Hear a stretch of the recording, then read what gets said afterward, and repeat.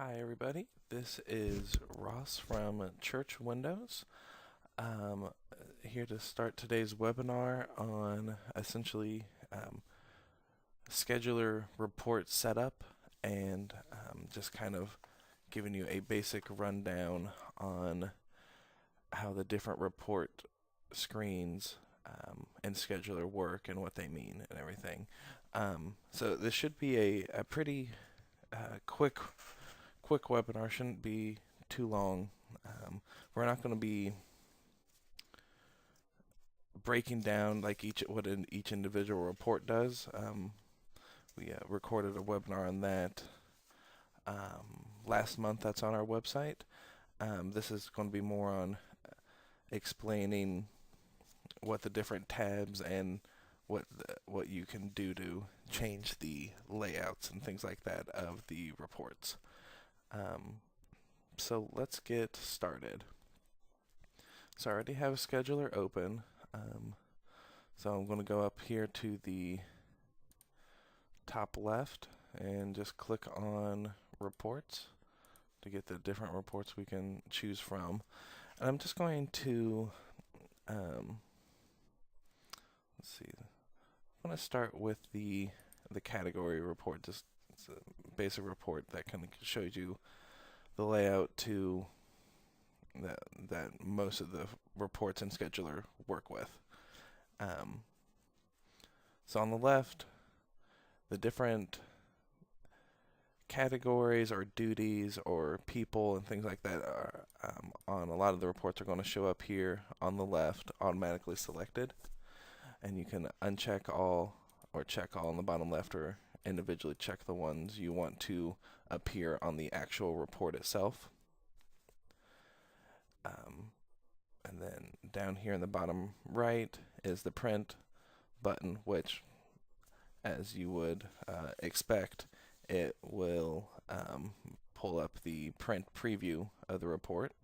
Click on that, generates a print preview, exceptionally small. Let me zoom in.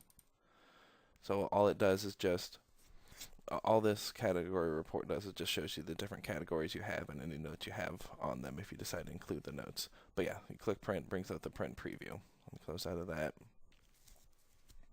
The page setup button just to the left is used if you, instead of using normal letter paper, you want to use legal size or any other size papers you may want to use. So instead of doing letter, you would click on the drop down where it says paper size and choose legal. If you want to do landscape, instead of portrait there, and if you want to adjust the margins, you can do that here as well. Let me just do a couple so you can just see how it affects the print preview. You can see you now have an edited report layout.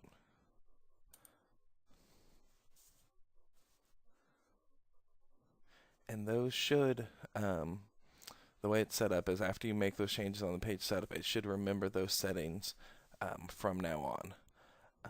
So like the next time you come in and run that report, run the category report, it will have kept those settings, and you will be, you won't have to change that every time. And then the content tab, which is the one it defaults to, only has a couple options, at least on the category report. It, if you have any notes for the particular categories or duties or anything else like that, when you have that checked, they will show on the print preview. And if you've assigned a color to them, they will, when we click print, I'm not sure we have any color set up. Yep. So we have the colors set up, and those will print on the category report as well. Then if we go to the format tab, this doesn't affect really the content of the report. Um, it just kind of allows you to change how the information is displayed. So if you want, say you have a whole lot of notes for each particular category, what you could potentially do, instead of having it print everything on one page, you could have it print just one item per page. So if we click print here, you'll see it's now set up to print on each one on each page instead of printing it all on one page. And the same with the header right below. So you can have it, if you wanted to say, category report on just the first page, you can leave it to the default of first page only. Or if you don't want to say at all, you would choose no header. Or if you wanted to say category report, you would tell it to do all pages, and then you can change what the text is. Instead of saying category report, you can put in whatever you would like. So you could put in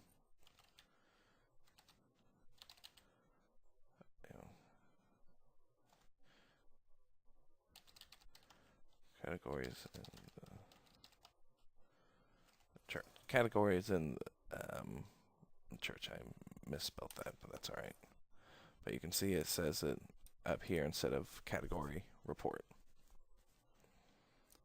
Let's close out of that. Let me clear those highlighters real quick. Oh, and you can also include, so things like page numbers and the include date time are optional things that are unchecked by default.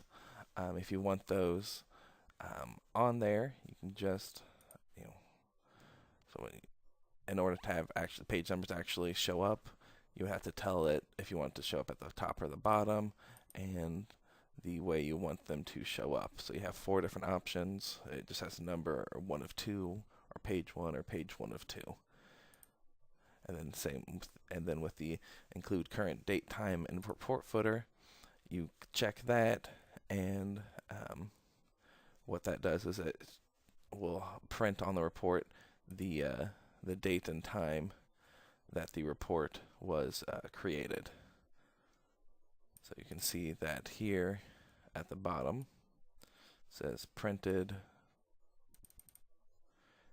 8/16/2017 at 12:07 p.m. page 1 of 2. So it goes on to the second page. So close out of that and close out of that. Alright, let's go to a different report to show a couple of the other tabs we have. So then if we go to I think the best report would be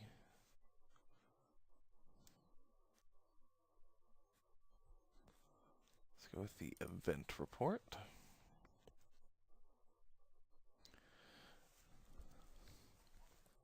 So this one, the event report and conflict report and the calendar work with, starts with a particular date range that you want it to run. This is where it will actually show what events and things like that are being used, not the categories or duties that you have entered into the system in general. So by default, it starts with it starts with the current month, and it does a whole month's date range. And you can make changes there by just typing it in, or clicking on the little drop down here and selecting the date range that you want. The content tab, you can see it has a lot more information on it. It can show you, it's going to show you the events that are being made, and you can tell it to display the duration of the event, the time, what categories what categories it's part of.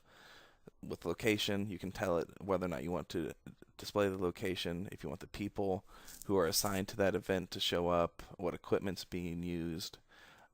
Really have a lot of flexibility when it comes to what information you show you want to have on the report. So say you just want to know the event, the date, time, how long it is, and things like that, and where the location of it is.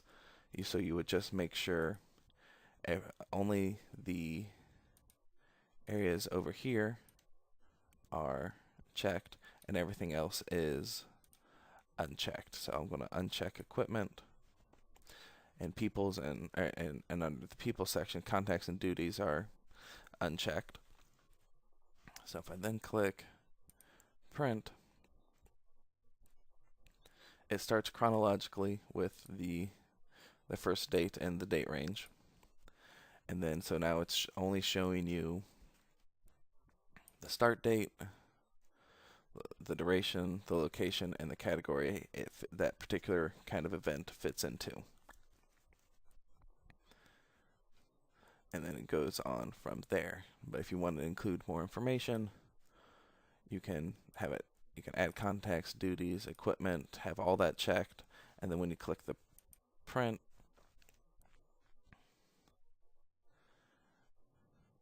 it has a whole host of information on, including all contact info and everything.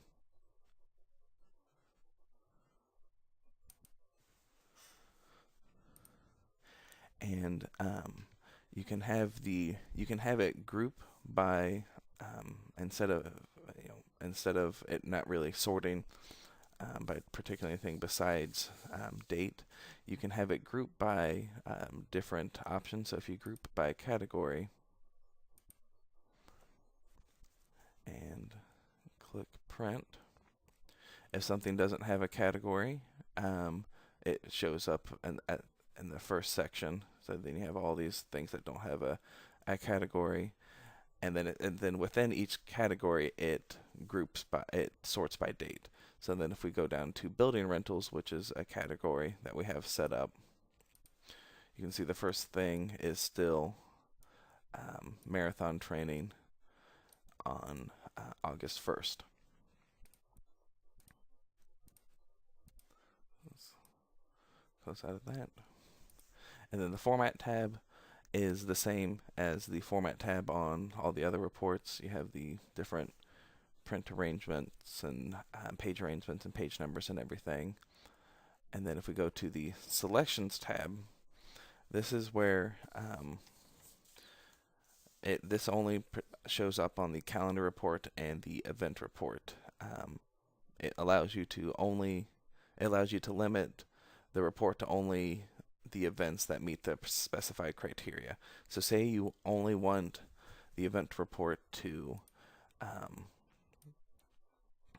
show building rentals and group meetings, or any other categories you want. So you would click on the categories button and it brings up the select categories window. Everything's checked by default. So what you would do is uncheck all, then just select the particular ones you want. Click OK, and then you want to make sure that this little checkbox to the left is checked. That's what officially tells the report to only include those particular categories. Then you click print. And then the only thing that shows up are building rentals and group meeting reports. Everything else that doesn't have a category or doesn't have one of those two categories will not show up. And then the page setup is the same as in the the category reports and the other reports. Each page setup for each report is going to be unique to that report. So if you want to use a legal pad or a legal paper for the calendar or the event report, but still use normal paper for the other reports, you can do that. They don't, communicate with each other, those page setup settings.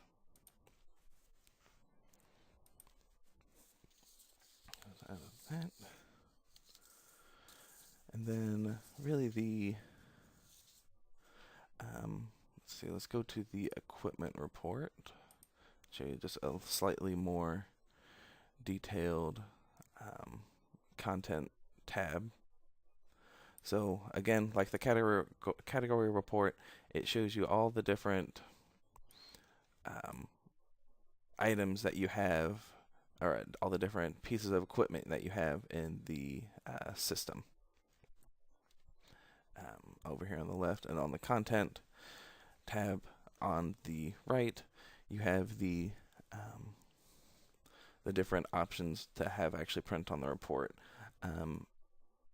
It allows you to see, basically where that equipment is stored, any notes you have on it, who's responsible for that equipment, and their phone number if you want it to show up, and the categories that you can use that equipment for, because you can set up to only have certain equipment be available for certain types of categories and locations. To see more of that, we did a webinar last week on scheduler setup that should be on our website or on our YouTube page that you can go and watch. So if we click print, if something doesn't have any notes or categories or things like that, it'll just print like DVD player 2 doesn't have any notes, so it's just a blank line. But something like the AV table, it has notes and the categories it's supposed to be used for. I don't think there's none that have any contacts and things like that set up in this data, but you can do that. And really, that is all I had today on basically report setup. Like I said, it was a pretty short webinar in general. We'll be having, I believe next month, we're going to have another scheduler, webinar on actually running the reports. We did one a couple months ago, but we like to rerun those every once in a while. But if you want to watch that, it is currently posted on our website.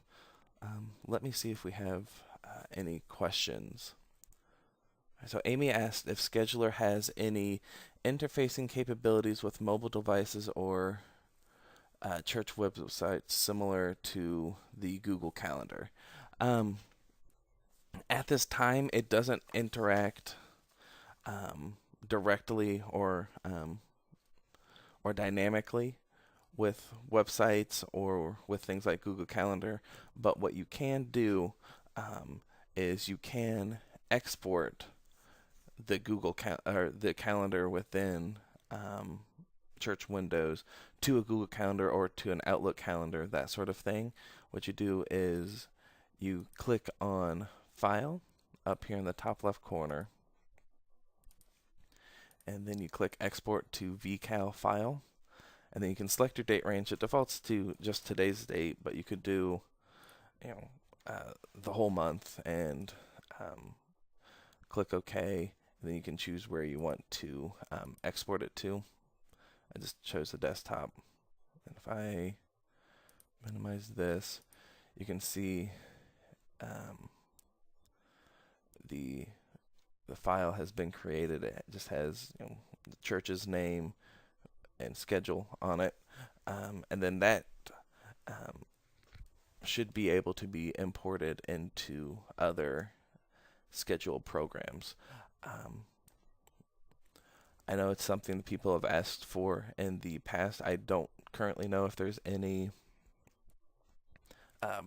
plans by the developers to make it interact more dynamically or not, but I can definitely pass along that particular question and suggestion to them, and hopefully they can address that in the future.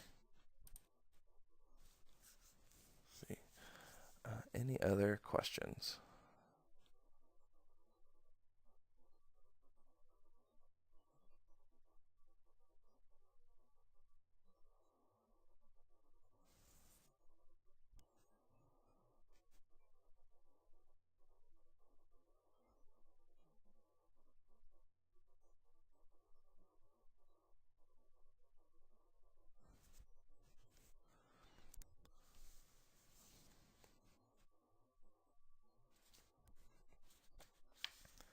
Okay, I am not seeing anything else come in. Um, if you guys, if someone came in late, or if you still have questions on this, if it maybe went too fast or anything, this has also been recorded and it will be put onto our website by the end of the week. You guys have a good Wednesday and a good rest of your week. Thanks. Bye.